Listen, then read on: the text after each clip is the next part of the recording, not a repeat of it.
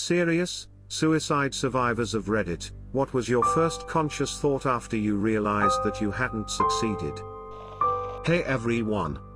This is just a friendly reminder that discussion of suicide can be really difficult for those who are going through a tough time and may bring up some scary feelings. If you are feeling like you are not coping, please know that there are resources out there available to you. There are crisis services worldwide. These centers are designed to give temporary relief from feelings that are overwhelming you, and while they are unlikely to fix any underlying problems, can help you get through a tough hour/night/week. Otherwise, if you feel like you may be suffering from a mental illness or your thoughts/feelings are making it hard to cope, I strongly recommend trying to find an appropriate professional in your area. Just as you would see a doctor when you are sick, you deserve to take care of your mental health. Stay safe, people. The first time I attempted suicide, I hung a belt from a hook on the ceiling, put it around my neck, jumped off a chair, and tore a huge chunk out of the ceiling of my room as I crashed to the floor in a pile. I think my first thought, after was how am I going to explain this hole in the ceiling to my mother? Second time, it was crap, how am I going to explain these slashes on my wrists to my mother? Third time, it was fuck, I hope these slashes on my wrists heal before I have any job interviews. I don't have any long-sleeved shirts that fit me. Fourth time, I was in the Navy and ate 4,000 milligrams of dextromethorphan powder with a pocket knife on hand to cut myself if that didn't work. Never got a chance to use it as I got so messed up from the dextromethorphan that apparently I spent 2 days in the hospital constantly trying to strip off all my clothes in front of everyone. After I came to, it was like shit, I'm in the hospital. This is boring. When can I go home? Fifth time, it was crap, my commanding officer saw the slashes on my wrists. I hope I don't get kicked out of the Navy. Note, I got kicked out of the Navy. Sixth time, after consuming all the Nitol, Unisom, and alcohol I had in the house, it was damn it, I woke up. In other news, I think I might be a Highlander. Removed. I started immediately crying because I thought everyone would hate me. Everyone was going to be angry at me now that they knew what I'd done. The doctor was kind enough to have me on no visitors for a while. Only doctors and nurses, who were all very kind to me. I couldn't look most of them in the face when they came in. I felt embarrassed. Ashamed. Normal people want to live, right? The doctor, 2 therapists, and a nurse assured me that my family and friends wouldn't hate me or be angry. They'd maybe be confused or a little sad, but they'd be supportive. The saddest part? I was right. They did all hate me. All. Did wonders for my depression, let me tell you. Holy shit, my ear. I was around 16 and in the depths of my depression and other psychological disorders without medication when I decided to try and end my life for a third time. But this time I was sure I wasn't going to fail, so I took my father's gun that he keeps for self-protection, aimed at my head and fired.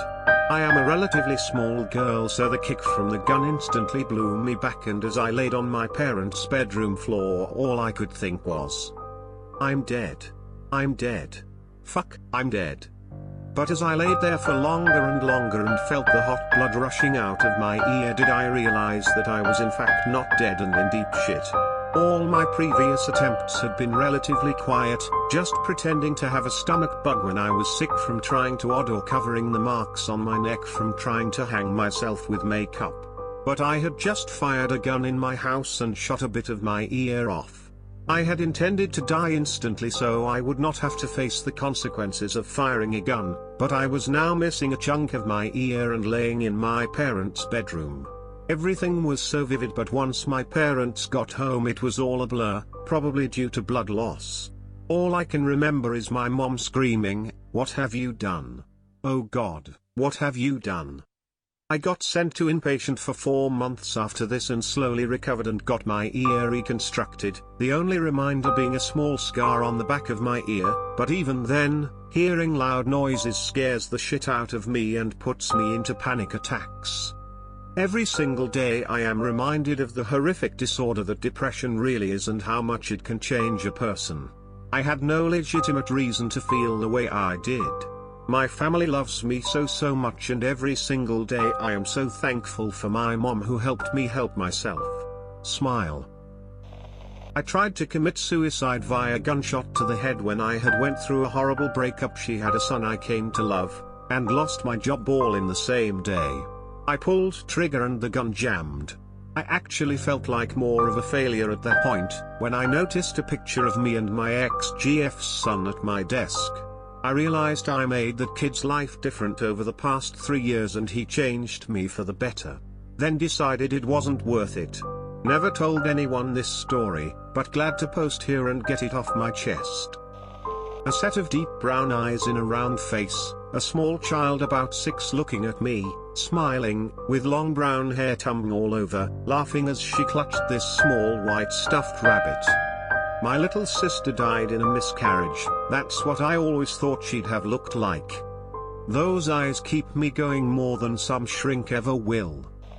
That the human body is an amazing, resilient piece of evolutionary magic. Because bleach tastes fucking awful. I doubt anyone will see this now, but if you are reading this, I want you to know that the world is a better place for having you in it. I'm glad you're all still here with us. Made a throwaway for this one. My friends know my real account. _ I've been secretly depressed and have deep anxiety. I take Seroquel and Zoloft daily. I fake enthusiasm so well that no one around me realizes that I'm actually kind of dead inside. I put up a good smiling face for my family and friends and then crash and burn when I'm alone. Anxiety so strong it feels like I'd die any second. My first attempt, I used my old belt around my neck and tied it around my neck. I tied the other end on my bed frame and I tightened and pulled hard till my vision was blacking out. The metal buckle broke and I lived. I felt nothing. No joy, no regret, no happiness. It was life as usual. I don't think I'll try again. I just get tired of smiling for everyone else while I'm breaking down inside. It's hard. My life is an act. Everything I do is an act. My life is fake. I'm putting on a happy person's shoes, hoping one day they'd belong to me. I'm still waiting for that day. TL, Doctor, oh well thought. What do you mean I owe $20,000? America's 72-hour hold policy is such crap. You get held in a hospital against your will, and then they bill you for it afterwards. Immense guilt. I was 13. I'd been raped by a man. I couldn't get my head right. I overdosed on everything I could find and went to bed to die. My next memory is laying in bed on the hospital ward with my dad next to the bed. He looked at me and asked, "This wasn't because of me, was it?" I'll never forget the guilt I felt in that moment. He'd been sat there all night scared shitless that his son might die and, wrongly, that he might somehow be the cause of it. He's not what you'd call an emotional man, he's gruff, pragmatic, conservative. Seeing the tears in his eyes and hearing his voice crack. It will stay with me. 20 more years later, that guilt is what stops going through with it now. I stand at the platform edge waiting for the tube train to roll in, or walking over Waterloo Bridge on my way home, and I wish I had it in me to jump. I even went to Canada to try, hoping that the distance would somehow ameliorate the memory. But I feel such guilt, for my family and friends, who, despite whatever note I might leave, would be caused immense grief. Don't do it, kids. If you feel like you can't go on, talk to someone. I used to have a horrible cocaine and alcohol addiction. Add into that an extremely emotionally abusive GF at the time and it was a true recipe for disaster. I lived in Hudson County, New Jersey at the time, which is right across the river from NYC. I lived halfway up between the Lincoln Tunnel and GWB. We would get high and drunk, fight, and then I'd wander around all night. I made the walk up to the GWB several times but always turned back. Well, after one particularly bad marathon binge and subsequent fight, I decided this was it.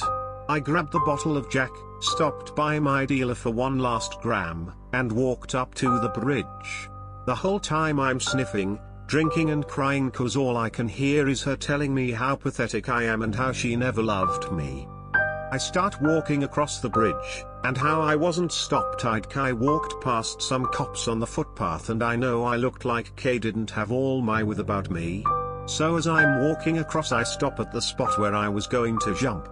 I take one last blast and as I'm leaning on the rail crying my eyes out I see someone out of my peripherals. It was someone on an early morning jog. They're coming up on me and all I hear is "Don't do it, man.